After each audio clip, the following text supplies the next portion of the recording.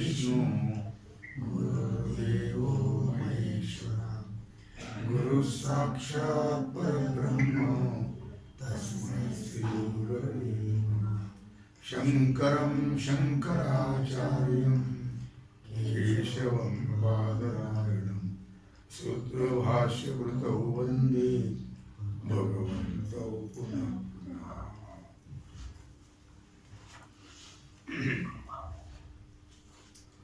विचार सागर रहस्य तरंग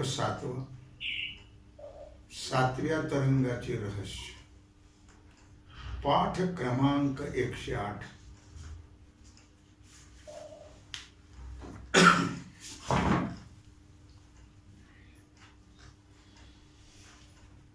अंतकरण शुद्धी करता पूर्वमीमांसेची गरज आहे।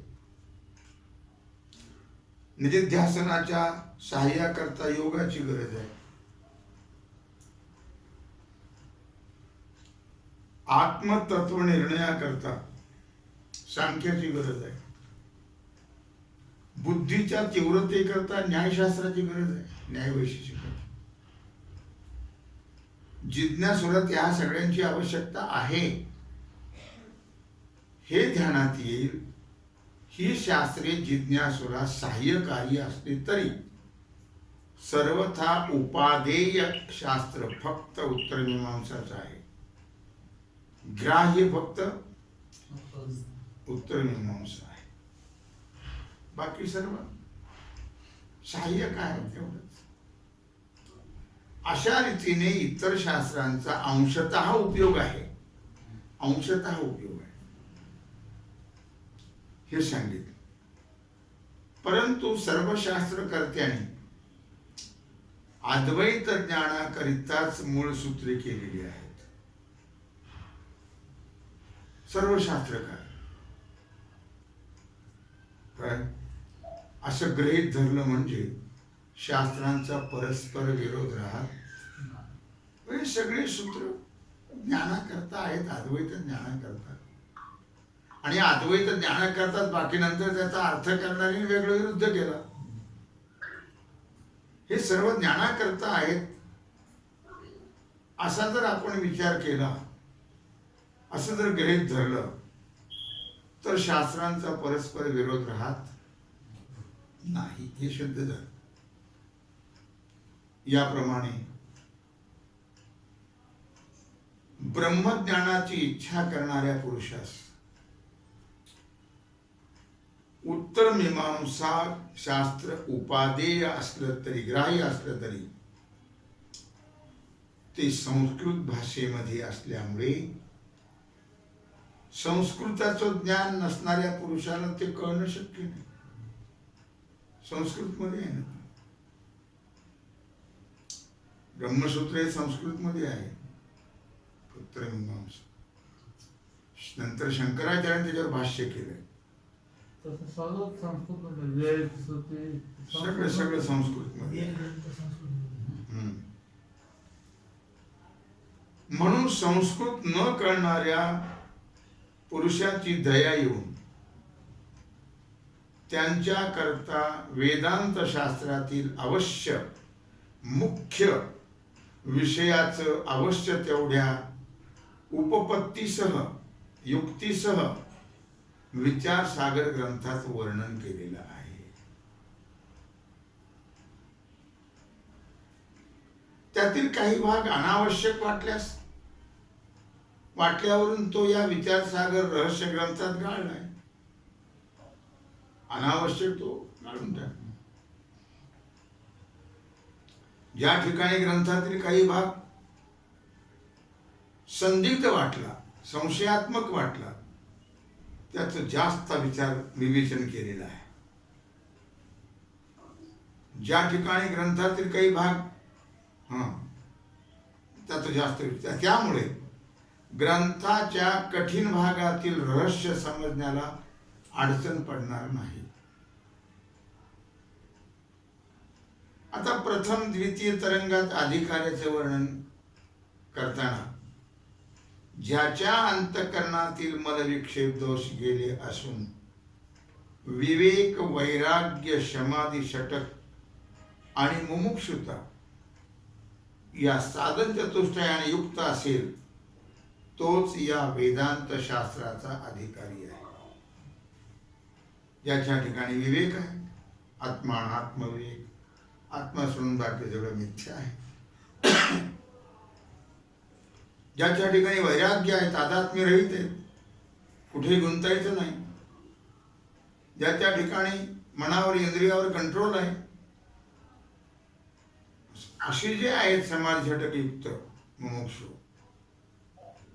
काय म्हणजे साधन चतुष्टय संपन्न युक्त असलेले तेच खरे या वेदांत शास्त्राचे अधिकारी आहेत. एवढंच म्हटलं आहे. परंतु त्या अधिकार्यासंबंधी ब्राह्मण क्षत्रिय आदी वर्णाचा, संन्यासादी आश्रमाचा विचार केलेला नाही. वेद वाक्य श्रवणाला शूद्र वर्णास किंवा स्त्री जातीला अधिकार नाही. बरोबर. मग स्त्री चारी वर्णाच्या स्त्रिया, त्यांना अधिकार नाही अशी वेदाज्ञा व श्रेष्ठ संप्रदाय आहे. परंतु मनुष्य मात्राला नित्य निरतिशय मोक्षानंदाच्या प्राप्तीची इच्छा असणं संभवनीय आहे सर्वांनाच. त्याप्रमाणे शूद्र वर्णातील पुरुषाला किंवा एखाद्या स्त्रीला परमानंदाकरता आत्मज्ञानाची इच्छा झाली तर श्रुती स्मृतीने त्यांची व्यवस्था काय केलेली आहे हे समजून घेण्याची कोणासही इच्छा होणं अपरिहार्य आहे, आवश्यक आहे. म्हणून त्याबद्दल थोडा खुलासा करणं गरजेचं आहे. तो विचार आपण करूया. संन्यासाचा अधिकारी कोण? दृढतर वैराग्यासह वर्तमान तीव्र जिज्ञासेनंतर साधनसह वर्तमान कर्म त्याग रूप संन्यास कर्तव्य आहे. तो कोण स्त्री आहे का पुरुष याचा विचार नाही. ते रात्री ज्ञानेश्वर महाराजांच्या मालिकेमध्ये ती बाई बोलत होती, गुरुमाता. ते संन्यासी होते आणि त्यांची ती पत्नी होती गुरुमाता, संन्यासी. काय तेव्हा आपल्या अंतःकरणावर किंवा त्या अधिकारावर अवलंबून आहे. कोण स्त्री आहे का पुरुष आहे असा त्याचा विचार नाही. काय म्हणून दृढतर वैराग्यासह वर्तमान तीव्र जिज्ञासेनंतर, याज्ञवल्क्याची पत्नी नव्हती का मैत्री का गार्गी? नाही, एक तर सांसारिक होती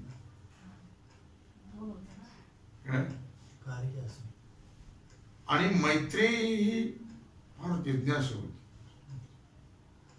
मग ते सोनं जेव्हा लुटून आणल्या, गाया म्हणजे जिंकून आणल्या आणि त्यांनी मग संन्यास स्वीकारला, त्याग. मग तुम्ही दोघींनी वाटून घ्या म्हटले.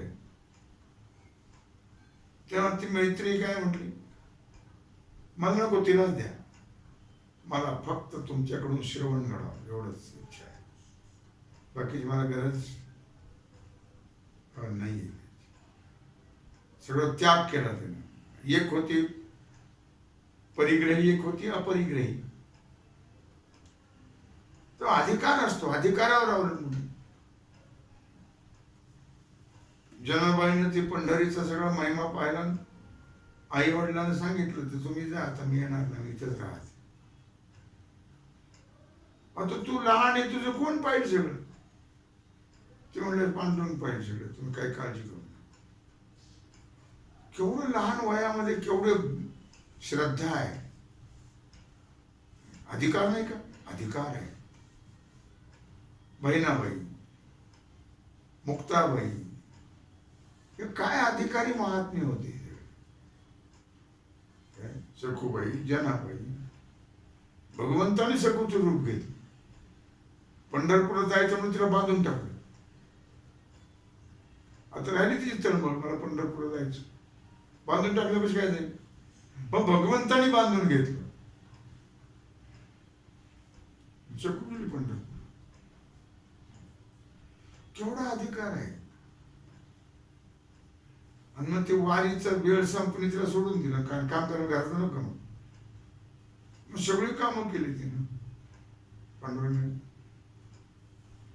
तो स्वयंपाक काय, पण तिच्याकडे पाहिजे. आपलीच तर शकू आहे. आज स्वयंपाकात काय बदल आहे,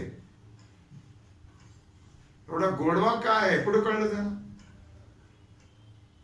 मग शकू आली, बुक्का लावायला लागली. ते म्हणजे वेळासारखं काय कर, डोकं फिरल्यासारखं बुक्का लावतेस. म्हणून मी पंढरपूर आले.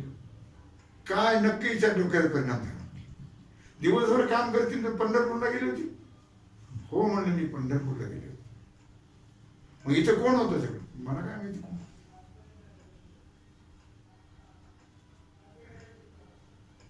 आणि मग त्यांच्या लक्षात आलं की पांडुरंग सर्व करतो आणि तोच करतो सर्व. चालले हे शरीर. म्हणून मला सांगायचा एवढाच मुद्दा आहे की स्त्रियांचा सुद्धा फार मोठा अधिकार नाही असं नाही. कळलं. यानं जे आवड आहे परमार्थाची, ते अधिकार आहे. अधिकाराशिवाय नाही. कुणी येऊन बसतं करायचं. आणि अधिकार हा संन्यास कर्तव्य आहे. आणि हा अधिकार संन्यासाचा ब्राह्मण वर्णाचा आहे. ज्याप्रमाणे शुभ कर्माचरणापासून पापनिवृत्ती होते,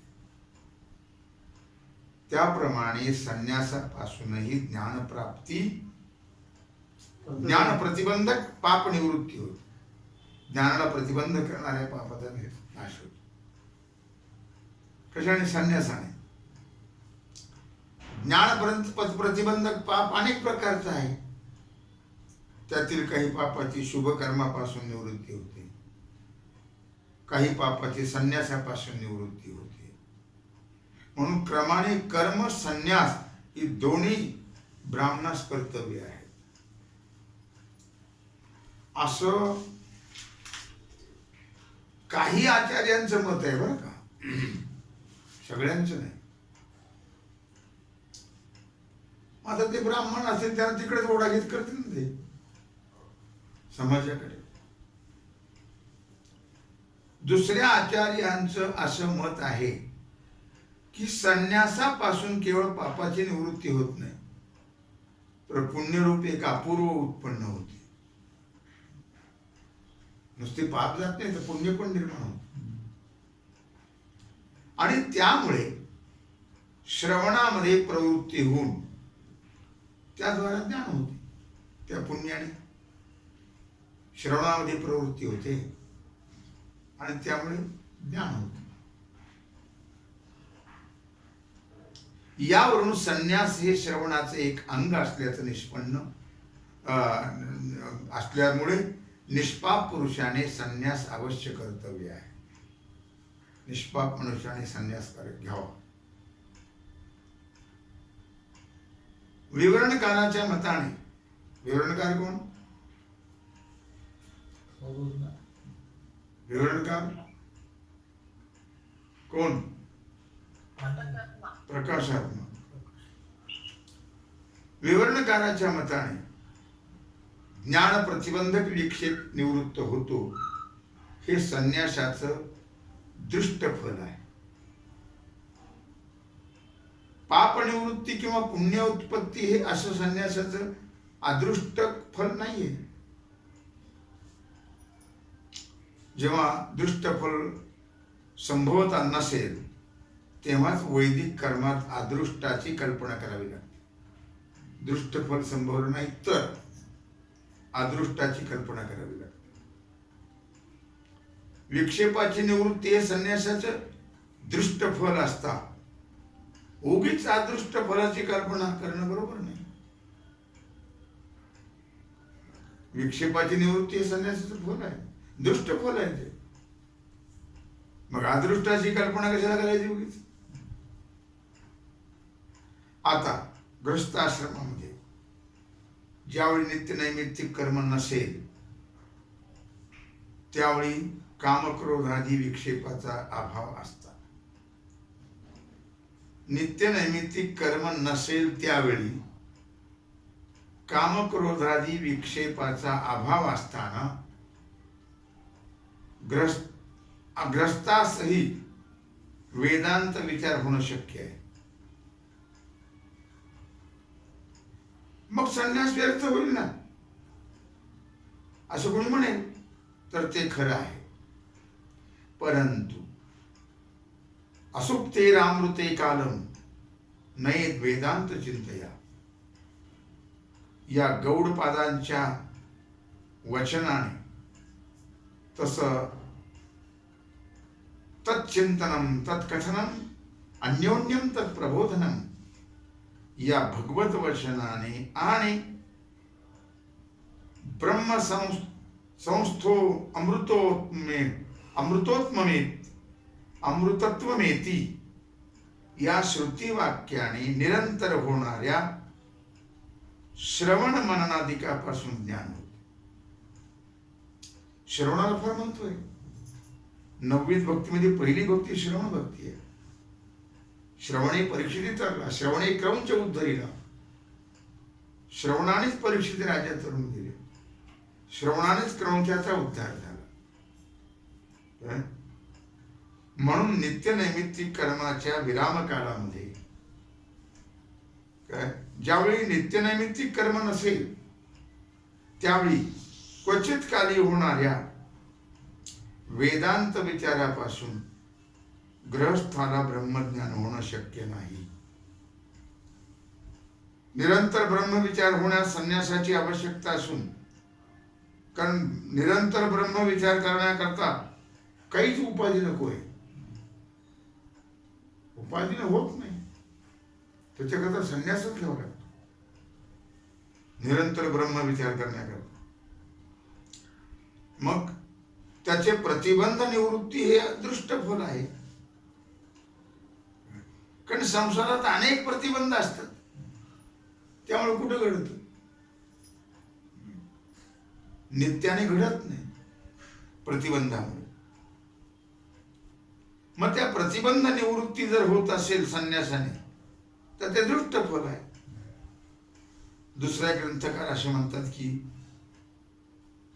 संन्यास आश्रमाचा अधिकार फक्त ब्राह्मणाला असला तरी ज्याला जन्मांतरीचा शुभ संस्काराने उत्कट वैराग्य असेल त्यालाही आहे. मग तो कोणी असेल, उत्कट वैराग्यवान असेल त्यालाही संन्यासाचा अधिकार आहे, नुसतं ब्राह्मणालाच नाही.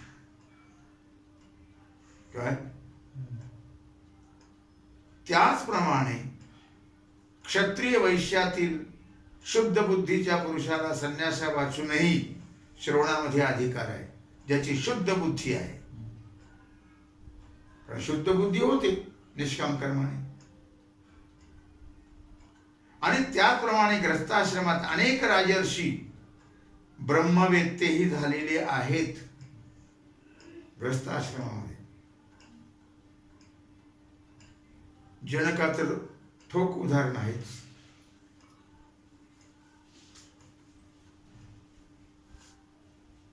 यावरून संन्यासा वाचूनही ज्ञान होते हे सिद्ध आहे. म्हणून विक्षेप निवृत्ती करता संन्यासाची अपेक्षा आहे असं नाही. काही ग्रंथकार असं म्हणतात किंवा जसा क्षत्रिय वैश्य श्रवणामध्ये अधिकार आहे क्षत्रिय वैश्याला, तसा त्या संन्यास करण्यामध्ये अधिकार आहे क्षत्रिय वैश्य. कारण क्षत्रिय वैश्यांना संन्यासाचा निषेध कुठेही सांगितलेला नाही. आणि ज्ञानाच्या उदयाने कर्तृत्व भोक्तृत्व बुद्धी वाचून जाती आश्रम अभिमानाचा अभाव आहे. काय सांगितलं? ज्ञानाच्या उदयाने ज्ञान झालं की मी करता आहे, मी भोगता आहे, हे नष्ट होत. मग तिथं जाती आश्रमाचा अभिमान राहील का? कर्तृत्व भोक्तृत्वच नाही तर अभिमान कसा राहील? ज्ञानाला कळतं जात जात कशाला आहे, ती कोणाला आहे जात.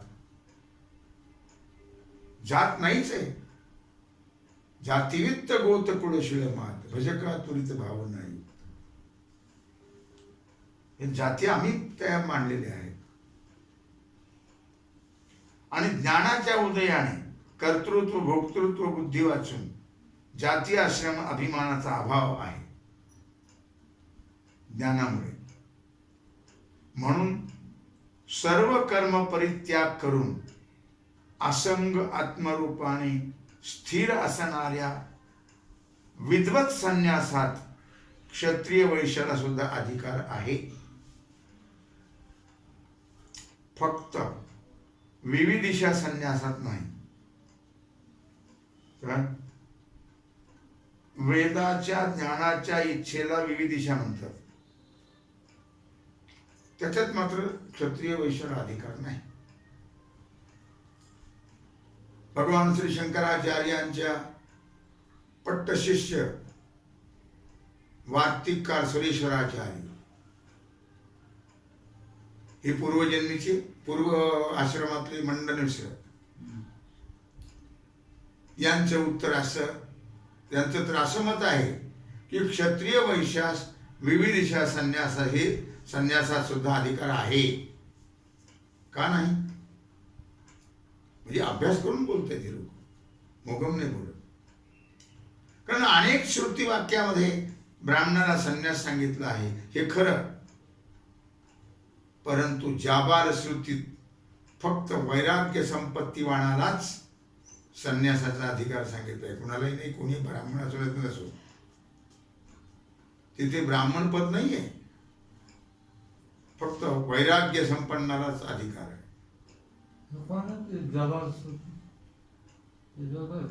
जाबाल श्रुती, जाबाल नावाचा एक मुलगा होता. त्याची आई जी होती ती विधवा होती. नाही, तिचं लग्नच नव्हतं झालं. मग ती ऋषी म्हणूनची सेवा करायची. गुढ आहे थोडस काही. मग ते याचा जन्म झाला कसा झाला कोणाच ठाऊक. काय मग त्याचं नाव जाबाल ठेवलं. जाबाल. पण त्याने जाबाल इतका विद्वान होता की त्याने आपली एक श्रुतीच निर्माण केली. जाबाल, जाबाल श्रुती. आणि स्मृतीमध्ये असं सांगितलं आहे की ब्राह्मण क्षत्रियो वापि वैश्यो वा प्रव्रजेत ग्रहात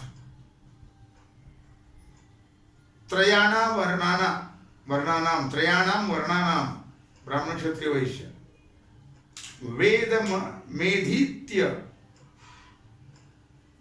चत्वार आश्रमा.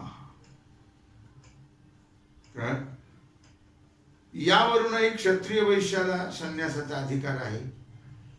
यावर दुसरे ग्रंथकार असं म्हणतात की ब्राह्मणांना संन्यासाचा अधिकार आहे आणि क्षत्रिय वैश्याला विद्येला उपयोगी असणाऱ्या कर्मामध्ये आणि वेदांत श्रवणामध्ये अधिकार आहे. क्षत्रिय वैश्य सगळ्यांची मतं सारखी नसतात ना.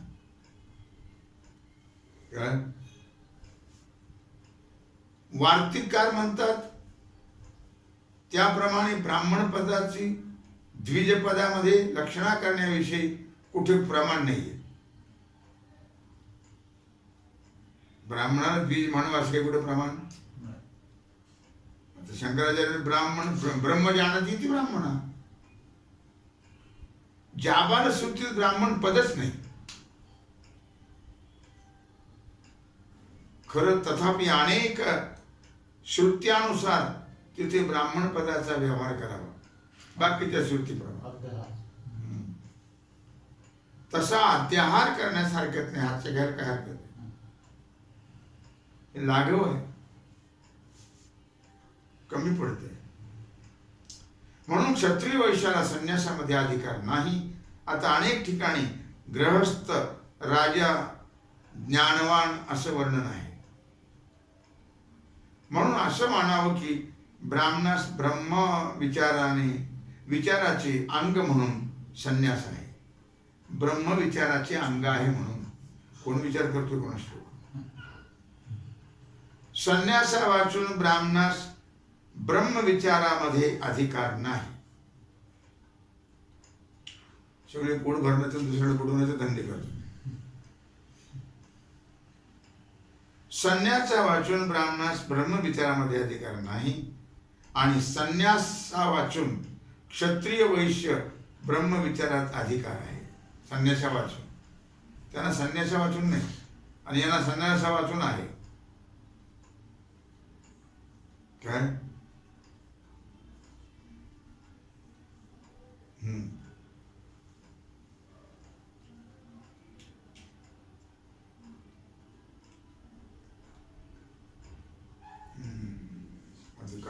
कारण त्या संन्यासाचा विधी नाही, त्यांना संन्यासाचा विधी. आणि ज्यांना आत्मज्ञानाची इच्छा आहे त्यांना श्रवणाचा अधिकार नाही.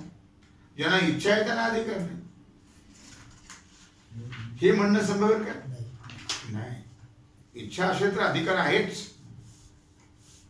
म्हणून क्षत्रिय वैश्याला ज्ञानोपयोगी अदृष्ट केवळ कर्मापासूनच आहे. संन्यासाची जरूर नाही त्यांना. ज्यावेळी नंतर मुंजी करायचं ठरवलं तर त्याने सांगितलं ब्राह्मणाने, तुम्ही याच्या पलीकडे तुम्हाला काय गरज आहे मुंजी करायची, तुम्ही याच्याही पलीकडे आहात, काही तुम्हाला त्याची आवश्यकता नाही. तेव्हा आणि त्यातील केवळ अदृष्ट कर्मापासूनच आहे. संन्यासाची जरूर नाही. म्हणून कर्मणैव संसिद्धी मास्थिता जनकादया असं सांगितलंय. आणि त्यातील संसिद्धी शब्दाचा अर्थ भाष्यकाराने अंतःकरणाची शुद्धता असा केलेला आहे. संन्यासाशिवाय केवळ कर्मानेच अंतःकरण शुद्धी जनक राजाला प्राप्त झाली. कर्मानेच. त्यांनी कोण संन्यास घेतला होता? किंवा कर्माने ज्ञान प्रतिबंधक पापाची निवृत्ती होते, निष्काम कर्म, आणि श्रवणाने ज्ञान प्राप्त होते. श्रवण केलं की बन जे आहे, हळूहळू ते शब्द लक्षात राहून आपल्याला कळतं मग पुढे. असा गीता वाक्याचा अर्थ आहे. कोणत्याही रीतीने क्षत्रिय वैश्य संन्यासा वाचून केवळ कर्मच ज्ञान प्रतिबंधक पापाच्या नाशास कारण आहे. कर्मच. आणि ब्राह्मणाला संन्यास व कर्म यापासून ज्ञान प्रतिबंधक पापाचा नाश. संन्यास एक श्रवणाचं अंग फक्त ब्राह्मणाला आहे, क्षत्रियाला नाही.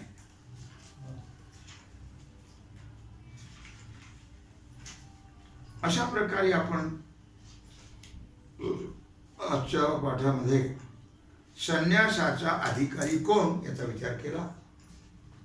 तेव्हा झालेली सेवा भगवत चरणी समर्पित करून राहिलेला जो सेवेचा भाग आहे तो आपण उद्या पाहू. पुंडलिक वरदे हर विठ्ठल. श्री ज्ञानदेव तुकाराम पंढरीनाथ भगवान की जय.